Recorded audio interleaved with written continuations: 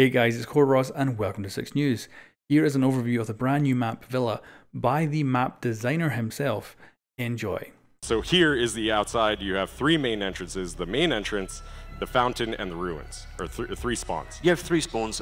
Main entrance you can go through, and this map's a little bit different. There's actually safe-ish entrances to the basement. So safe-ish. Safe-ish. It's like, nothing's safe in Rainbow, right? Right, exactly. So from the main entrance, you can go through the cellar into the basement. From ruins, you can go through the side and then go through to the crypt entrance, and same from the fountain. So you've got three really great spawn points and three really great avenues just to get to the building.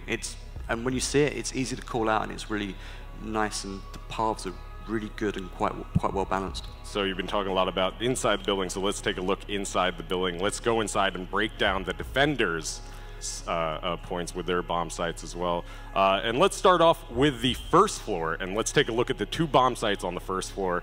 On the first floor, we do have kitchen, dining, and lounge library. Let's start off with that first bomb site, kitchen dining room. What's the strategy that we're going to be seeing on that, Jeremy? Kitchen dining is really interesting because just at the back of the kitchen there's a set of stairs that go down through the pantry into the basement. So you've got a really fast rotate that allows you to go through basement, back up and out, and there's hatches as well. What's different with this map is we actually don't have any exterior access to any bomb site, so you always have to go through a room. You have to commit to the bomb site.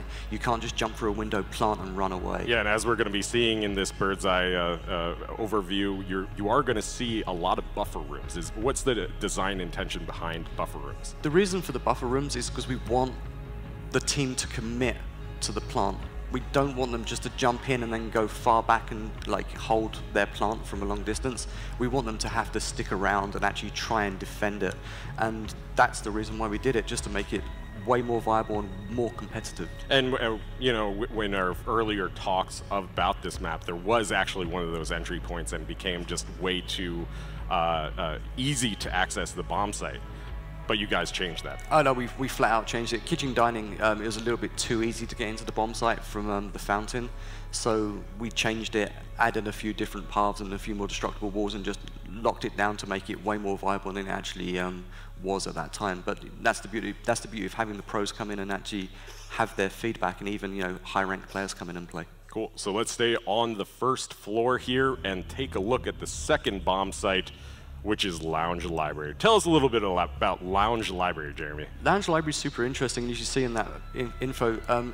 In the lounge, there's this little nook that you think is the best place to go and hide. A little nook and cranny? Little nook and cranny. But just behind if you don't reinforce the walls behind that nook, then you're just completely open for like someone shooting through the wall.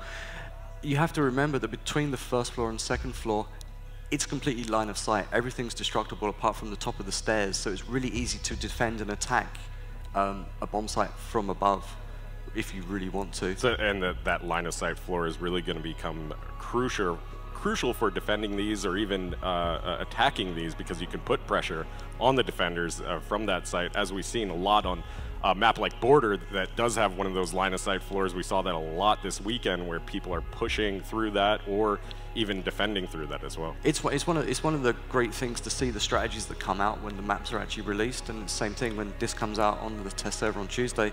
I'm going to be really interested, and I'll be watching how people play it, and that line of sight floor is going to be key, especially if you're attacking these bomb sites. Absolutely key. So that is a look at the first floor. Let's take a look at the second floor, and the two bomb sites that we have there are Aviator, Games, and Trophy Room, and Statue Room.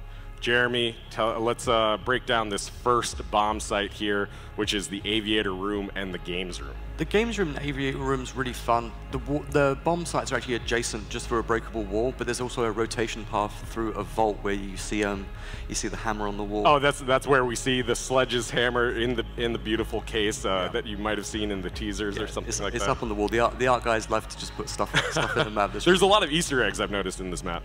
There is a number of Easter eggs. It'd be interesting to see how long it takes the community to find them all, actually.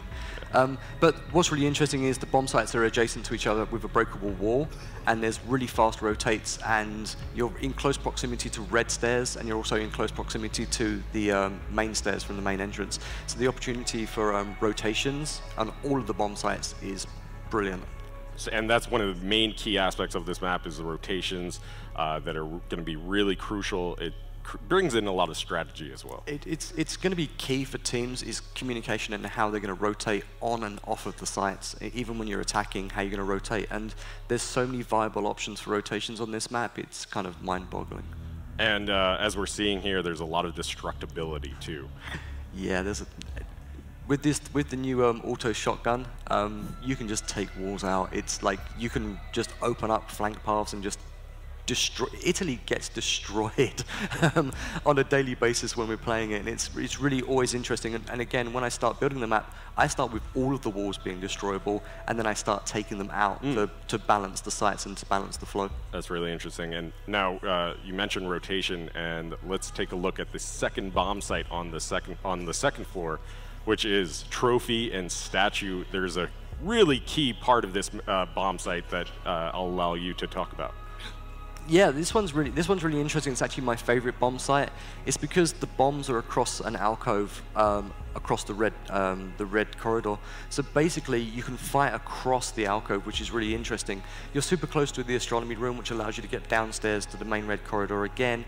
But you can always just vault over the railing straight into the red corridor. There's also a breakable wall at the end where you can break the wall and try and control the red corridor from above, but it's a hard thing. It's a hard thing to achieve. And yeah, and we're taking a look at that alcove right now, or just a few moments ago.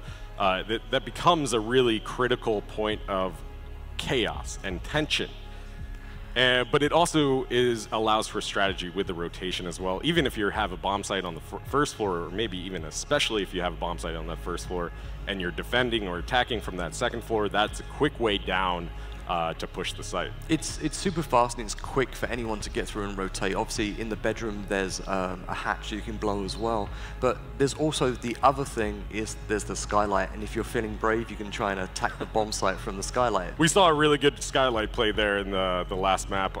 That was where it was amazing. Bomb rushed it. Yeah, it was just absolutely amazing. incredible.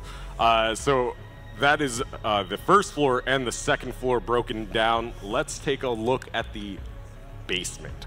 The basement is really crucial for many different reasons, especially because there's no bomb site there. But it comes into play. It really becomes a crucial point. Why is it so important? It's really important because it's key for the rotations, because you've got the main stairs, the pantry stairs, the red stairs. This is where you're going to rotate through all of the time. That's also where you're going to enter from, because if you come through the crypt tunnel or you come through the cellar tunnel, you're coming through to those massive wine barrels that you're seeing on screen now, and you're entering through the barrels, and as soon as you blow that, you're giving away your position. But you can also just come through the garage, which you're not going to make any noise, it's just a door there.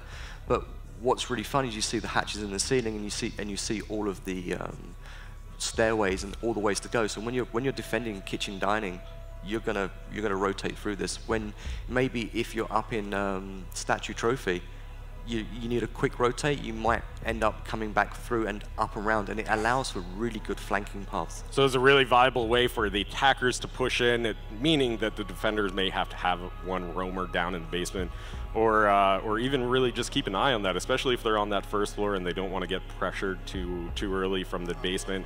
That's going to be pretty key. The map is roamer friendly, that's for sure. Roamer friendly map. But it's tense. It's tense. Right? I know the map like the back of my hand. I've been building it for 8-9 months now, and I'm surprised by the different ways that I get killed almost on a daily basis in this map. Just different ways of getting killed, a lot of angles, a lot of destructibility. That is a really amazing map, and I cannot wait for players to get their hands on this map. And you'll be able to play Villa for the very first time on the test servers starting May 22nd, which is Tuesday. Yeah, it's Tuesday. It's so short. So close. I'm super excited. Fans here are really excited. I'm glad the fans like it. It's going to be so much fun. They're finally going to be able to play your baby Villa. It's released into the wild. Now I get nervous because I don't know, the Rainbow community is great, and it's very polarizing. They're either going to love it or hate it. I always say it's like Marmite, you love or hate it. And I'm hoping the community really likes it, because I had a lot of fun. The production team had a lot of fun building this. Hats off to the entire production team in Montreal, because I think we pulled off a really great competitive map. Awesome.